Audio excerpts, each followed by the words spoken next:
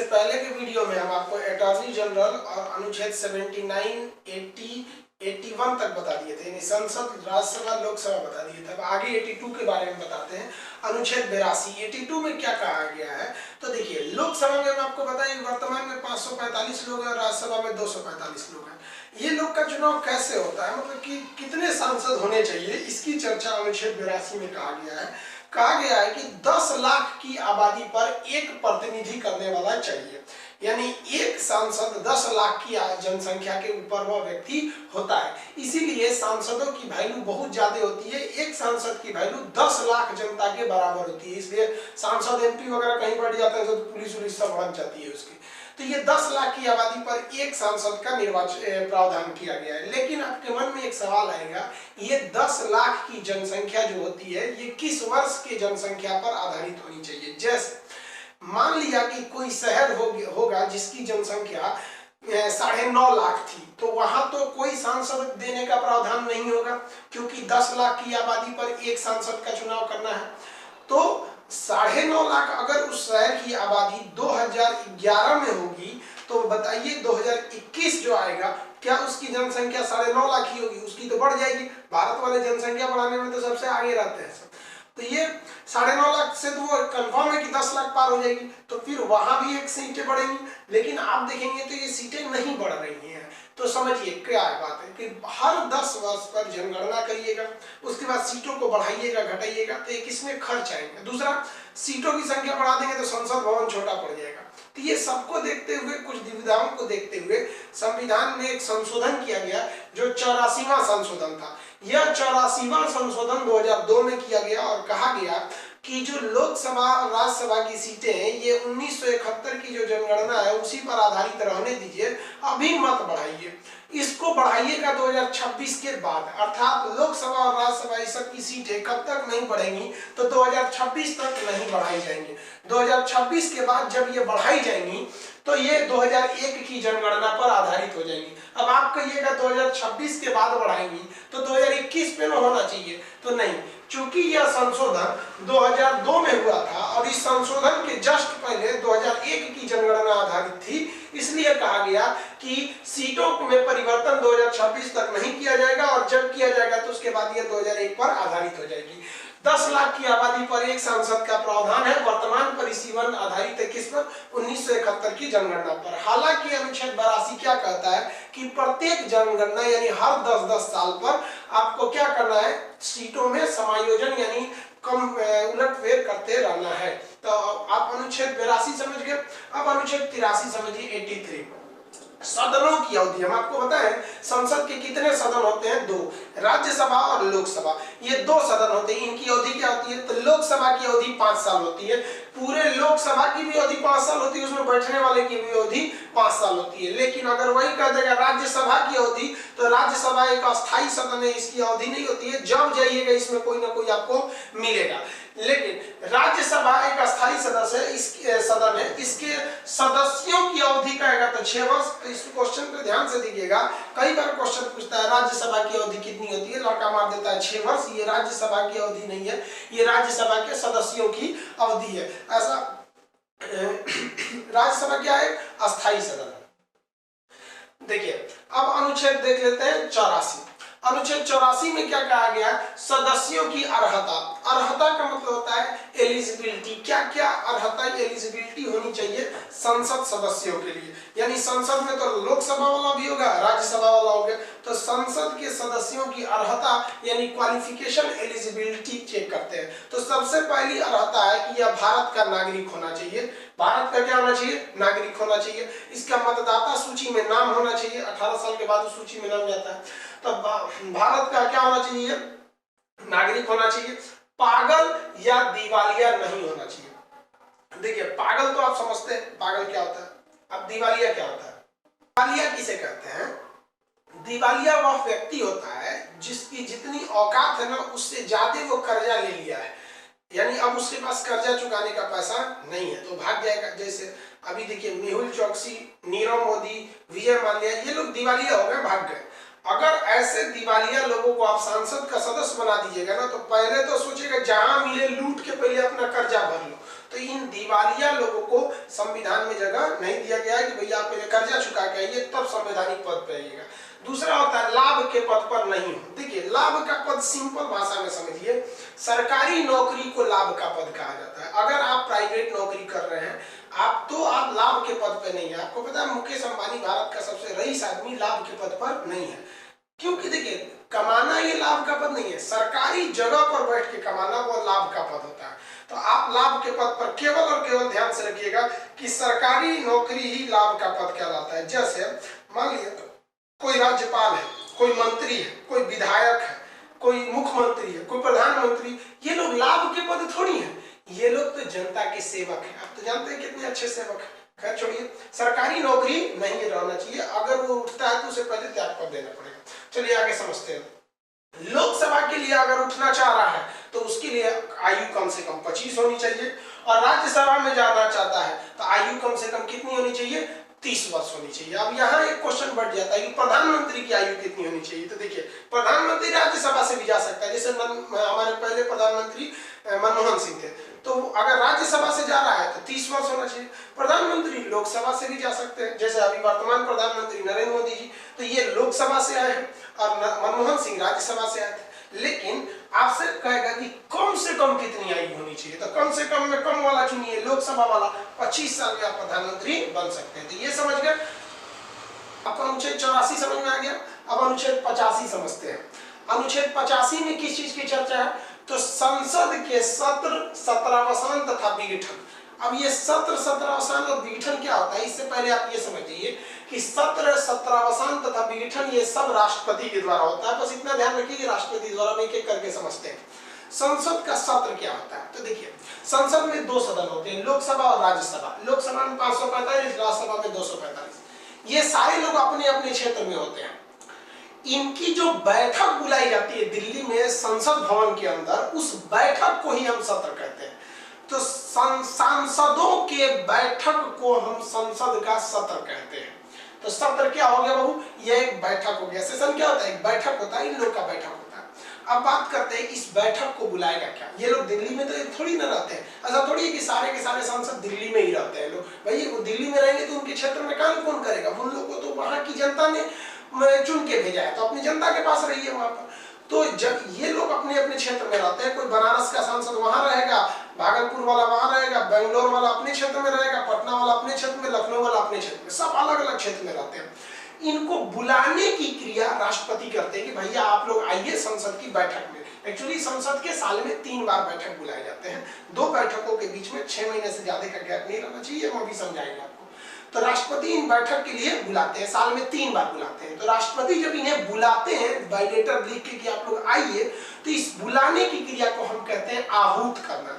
तो सत्र को बुलाना यानी सत्र को आहूत करना, सत्र की बैठक बुलाना कौन बुलाते हैं बाबू, तो राष्ट्रपति बुलाते हैं। तो सत्र की बैठक बुलाना आहूत कहलाता है। आहूत करने का काम किसका होता है, तो राष्ट्रपति का होता है। राष्ट्रपति ही सत्र को आहूत करते हैं। देखिए आहूत का मतलब होता है प्रेम से बुलाना, और तलब का मतलब होता है डांट के बुलाना। जैसे पुलिस या कोर्ट बुलाती है ना तो तलब करती है, समन भेजती है, चल जल्दी आ जा। तलब करना, प्रेम से बुलाना मतलब क्या होता है, आहूत करना होता है। जैसे किसी लड़की का शादी होता है तो जब शुरुआत में 1-2 बार वो नैहर जाती है मैके, तो ससुराल वाले उसको आते हैं बुलाने, आहूत करने आते हैं। चलिए एकदम प्रेम से डिब्बा उब्बा में मिठाई ले आते हैं, उसको लाल पीला हरा रंग के कागज से साट उठ के उसमें खाजा वाजा भर के ले जाता है कि चलिए चलिए चलिए चलिए घर चलिए। तो ये क्या है, आहूत है। चलिए यहाँ पे 2-3 साल बाद वही दुल्हन अपना ओरिजिनल रूप में आ जाती है, एकदम खतरनाक रूप में। अब पति से घुसियाएगी तो नैहर भाग जाती है। अब पता नहीं क्या है, पति से घुसिया के नैहर भागती है, अब नैहरे रहेगी। अब उसको अभी नहीं करती है, तब ससुराल वाला उसको आहूत नहीं करता है, तब उसको तलब करता है, ले तेरा नैहरे में मन लगता हो जल्दी आ। तो जब डांट के बुलाया जाता है तो उसे क्या कहता है, आहूत, तलब करना। प्रेम से बुलाना तो आहूत करना। तो राष्ट्रपति जो होते हैं वो क्या करते हैं, आहूत करते हैं, सत्र को आहूत करते हैं। लोकसभा वाले को कहते रहते, लोकसभा में जो राज्यसभा वाले को कहते हैं तो राज्यसभा में जाओ, कोई इधर का उधर बैठ गया तो कहते हैं पगला के इधर का बैठा है, सब अपने अपने सदन में जाओ लोग। इन लोग को भेज के अपने अपने लोकसभा वाले को राज्यसभा वाले अपने चल जाते हैं पहाड़ी पे। वो रायसीना की पहाड़ी पे उनका डेरा है, राष्ट्रपति साहब का डेरा मतलब समझते हैं ना, घर। तो राष्ट्रपति का डेरा रायसीना की पहाड़ी पे चला गया। अब संसद में घुस गया सब, इधर से 545 इधर से घुसा सब 245। अब अंदर जाके इतना सब ये सब बवाली है, सब अंदर घुस के हंगामा करेगा सब, तो इसका कोई ना कोई लीडर होना चाहिए कि नहीं। तो लोकसभा का लीडर होता है लोकसभा का अध्यक्ष, राज्यसभा का लीडर होता है राज्यसभा का सभापति। तो राष्ट्रपति अध्यक्ष को कहते हैं कि 545 को तू कंट्रोल करना, और सभापति और राज्यसभा में सभापति को कहते हैं कि 245 को तुम कंट्रोल करके रखना। इधर 545 को अध्यक्ष कंट्रोल करके रखता है। अब ये लोग आते हैं, बैठते हैं और सदन की कार्रवाई चालू होती है। सदन की कार्रवाई चालू करने की जिम्मेदारी राष्ट्रपति की नहीं है। राष्ट्रपति का इतना काम नहीं है कि 545 से उधर 245 को हो करेगा, तुम अपनी जगह पे जाओ। राष्ट्रपति की एक मर्यादा है, बुलाया चला गया अपना पहाड़ी पे, वहां पे राष्ट्रपति चले। अब संसद के अंदर विधेयक पारित होते हैं, बहस होती है, चर्चा होता है, क्या देश के लिए सही है, क्या गलत है, क्या देश में मामले उठ रहे हैं, क्या नहीं होना चाहिए। अमूमन इसे प्रेम से करना चाहिए, एक पढ़े लिखे की तरह। लेकिन हमारे देश में ना बहुत ज्यादा तांडव भी होने लगता है, कभी कभी अंदर नारेबाजी होने लगती है, मुर्दाबाद मुर्दाबाद। अब देखे होंगे संसद में राफेल घोटाला पे राफेल जहाज उड़ा रहे थे कागज का बना के, उसी में पूरा कुर्ता फाड़ देते हैं सब। कुर्ता में कितना दमे होता है, साइड में पकड़ के फाड़ दिया और वो गाने घूम रहा है इसी संसद में। नौटंकी होने लगता है संसद में, पगला जाता है। अध्यक्ष कहता है पगला करेंगे, शांति से रहो, राष्ट्रपति हमको जिम्मेदारी देके भेजा है। अध्यक्ष कहता है चुप चुप चुप चुप, सभापति कहता है तुम भी बैठ तुम भी बैठ, नहीं सुनते हैं सब, दोनों घुसिया जाता है। लोकसभा में अध्यक्ष कहता है कि कार्रवाई को स्थगित करते हैं 2 घंटा के लिए, 2 घंटा बाद आइएगा लोग शांति से। इधर वाला कहता है आप लोग भी 2 घंटा बाद आइएगा। तो कुछ समय के लिए कार्रवाई को रोक देना सदन का स्थगित कहलाता है। स्थगन या स्थगित करना, समझा गया। ये स्थगन कुछ घंटे के लिए भी होता है, कुछ दिन के लिए भी हो सकता है, 1 दिन के लिए स्थगित कर सकता है। समझा गया कि नहीं आ गया आप लोग, समझा गया। तो स्थगित करने का काम किसका होता है? लोकसभा में स्थगन का काम अध्यक्ष और राज्यसभा में स्थगन का काम सभापति। कि राष्ट्रपति आएगा रायसीना की पहाड़ी से स्थगित करने के लिए, उसको हल्ला थोड़ी सुनाई देगा उतना देर तक वहां पे। तो हल्ला होता है तो इधर अध्यक्ष इधर सभापति स्थगित कर देता है। देखिए अगर कुछ समय के लिए स्थगित करेगा 1-2 घंटा के लिए, तो लोकसभा वाले कुछ लोकसभा में बैठे रहता है 2 घंटा बाद फिर कार्रवाई चलेगा, यहीं बैठो, कुछ खाने पीने चल जाता है सब, नहीं तो कुछ सेंट्रल हॉल में चला जाता है। आपको बता दिए संसद के अंदर वाला क्या कहलाता है, सेंट्रल हॉल, तो कुछ सेंट्रल हॉल में चला जाता है सर। फिर 2 घंटा 3 घंटा बाद कार्रवाई चालू होगी तो फिर आके हंगामा करेगा सर। तो ये संसद का स्थगन हो गया, समझा गया आप लोगों को। संसद को क्या स्थगित करने का काम, सत्र को स्थगित करने का काम, संसद को नहीं। अब समझते हैं सत्रावसान क्या होता है। राष्ट्रपति ने तो सत्र को आहूत किया था, आहूत जब किया तो उसने अध्यक्ष और इधर सभापति को दे दिया कि भैया आप लोग इस संसद की कार्रवाई को देखिए, अपने हिसाब से कार्रवाई कीजिए। जब ये संसद का 8 दिन 10 दिन 20 दिन चलने वाला जो सत्र है, ये सत्र चल गया, अब इन्हें वापस भेजना है, तो वापस भेजने का काम राष्ट्रपति करते हैं कि भैया जो जिस क्षेत्र का सांसद है वहां चला जाए वापस अपने यहाँ। तो वो लोग चले जाते हैं, वापस चले गए, तो ये सत्रावसान कहलाता है। तो बुलाना आहूत और भेज देना सत्रावसान, और इसके बीच का सारा जिम्मेदारी अध्यक्ष और सभापति की रहती है यहाँ पर। तो कहेगा सत्र को समाप्त करना क्या कहलाएगा, सत्रावसान कहलाएगा, समझ गया। कौन करते हैं सत्रावसान, राष्ट्रपति। सत्र बुलाना आहूत कहलाता है, ये भी कौन करेंगे, राष्ट्रपति। लेकिन संसद के सत्र के दौरान हंगामा होगा तो स्थगित कौन करेंगे, अध्यक्ष और उपाध्यक्ष। स्थगित कुछ समय के लिए होता है, जबकि सत्रावसान साफ। अब अगले सत्र में आइएगा 2-3 महीना बाद जब सत्र बुलाया जाएगा तब। सत्र साल में 3 बार होता है, अब वो सत्र में हम लोग उसको समझेंगे। समझ में आ गया होगा आप लोग को, किसी को दिक्कत नहीं। अब समझते हैं अगला, ये बड़ा टिपिकल होता है, विघटन या भंग क्या होता है। देखिए विघटन या भंग केवल लोकसभा को किया जा सकता है, राज्यसभा को नहीं। कैसे, समझिए ध्यान से। राज्यसभा में 245 जो लोग हैं उनका चुनाव एक ही बार में नहीं हो जाता है। इन 245 को 3 टुकड़ा में तोड़ दिया जाता है। एक बार इनका चुनाव होगा, फिर 2 साल बाद इनका होगा, फिर अगले 2 साल बाद इनका होगा, फिर 2 साल बाद जब तक इनका कार्यकाल पूरा हो चुका रहेगा। तो इसमें कई पार्ट में चुनाव होता है, जबकि इसमें चुनाव एक ही बार में होता है। इसमें कहा गया है कि लोकसभा में 545 में कम से कम आधी से ज्यादा सीट किसी एक पार्टी को रहना चाहिए। तो 545 का आधा करेंगे तो 272 आएगा, 273 सीट हो जाती है। तो लोकसभा में सरकार चलाने के लिए आपके पास कम से कम 273 सीटों का होना जरूरी है। कितने सीटें चाहिए, वो 273 सीटों का होना जरूरी है। किसमें, तो लोकसभा में। जिस पार्टी के पास 273 सीट है उसको कोई टेंशन नहीं है। जैसे बीजेपी के पास अभी 303 सीटें हैं, तो 273 सीट रहना चाहिए। लेकिन अगर 273 से घट गया तो राष्ट्रपति कहते हैं अब आप में वो योग्यता नहीं है कि आप लोकसभा को चला सके, क्योंकि लोकसभा में चलाने के लिए आपको आधे से ज्यादा सीट चाहिए। अब जैसे मान लीजिए बीजेपी के पास 303 सीट है, अब इसमें मान लीजिए 50 लोगों ने इस्तीफा दे दिया, अब 303 में 50 से इस्तीफा दे दिया तो 253 हो जाएंगे सर, तो बहुमत तो खो दिए वो। बहुमत मतलब तो आधे से ज्यादा बहुमत खो दिए। जैसे बहुमत खो देते हैं तो ये बहुमत कहां खो सकते हैं? लोकसभा में। तो केवल लोकसभा को भंग किया जा सकता है। कब? जब राष्ट्रपति, देखिए केवल लोकसभा को बहुमत खो देने पर राष्ट्रपति द्वारा विघटित या भंग किया जा सकता है। ये कभी भी राज्यसभा को भंग नहीं किया जा सकता है। तो ये आप समझ गए। संसद की बैठक को क्या कहते हैं? सत्र। बुलाना, आहूत। आहूत कौन करेंगे? राष्ट्रपति। कार्यवाही को देखभाल करने का काम अध्यक्ष और उधर सभापति। अगर हंगामा होगा तो स्थगित करने का काम, कार्रवाई स्थगित इधर लोकसभा में लोकसभा का अध्यक्ष, राज्यसभा में राज्यसभा का सभापति। कार्रवाई पूरी होने के बाद सत्रावसान करने का काम राष्ट्रपति को होता है। यदि 5 साल के बीच में लोकसभा कभी भी अपना बहुमत खो दे तो बहुमत खोने पर राष्ट्रपति क्या कर देते हैं? लोकसभा को भंग या विघटित कर देते हैं। केवल लोकसभा भंग होता है, राज्यसभा नहीं होता है।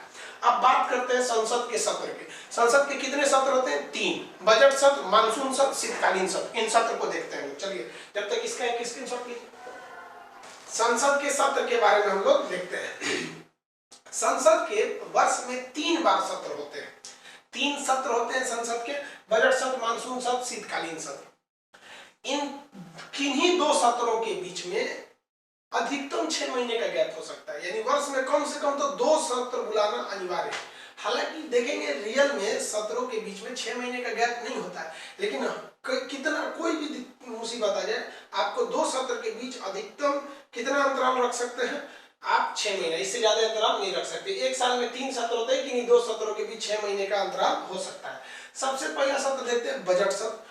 ये कब आता है? फरवरी से मई के बीच में। ये सबसे बड़ा सत्र होता है, फरवरी से मई के बीच वाला सत्र। अब आप देखिएगा ध्यान से, ये सत्र फरवरी में शुरू हुआ था, बजट पारित हुआ था।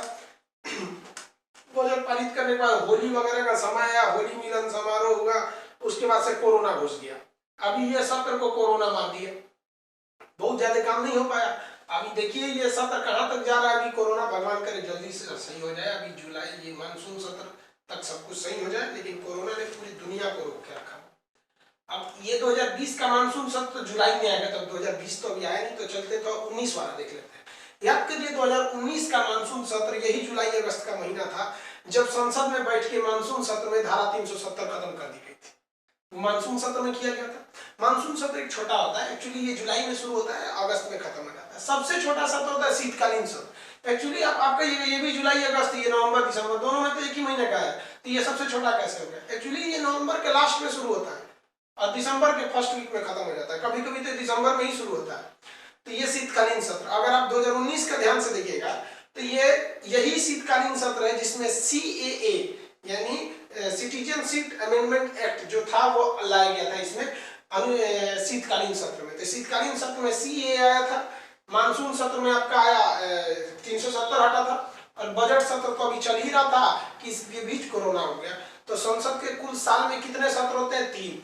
अगर रियल में देखिएगा तो ये मई में खत्म हुआ, 1 महीना गैप दीजिएगा जून, फिर जुलाई में चालू हो जाएगा। ये अगस्त में खत्म होगा, 2 महीना गैप दीजिए, सितंबर, अक्टूबर, नवंबर में फिर ये चालू हो जाएगा। तो ज्यादा गैप नहीं होता है, लेकिन संविधान वालों को तो संविधान बनाना था हर एक एस्पेक्ट्स को ध्यान में रखकर, इसलिए उन्होंने कहा 2 सत्रों के बीच अधिकतम 6 महीने से ज्यादा गैप नहीं हो सकता है। समझ में आ गया आप लोग को? ये सत्र 17 समझ में होंगे। किसका स्क्रीनशॉट ले लीजिए, फिर नेक्स्ट वीडियो में समझेंगे।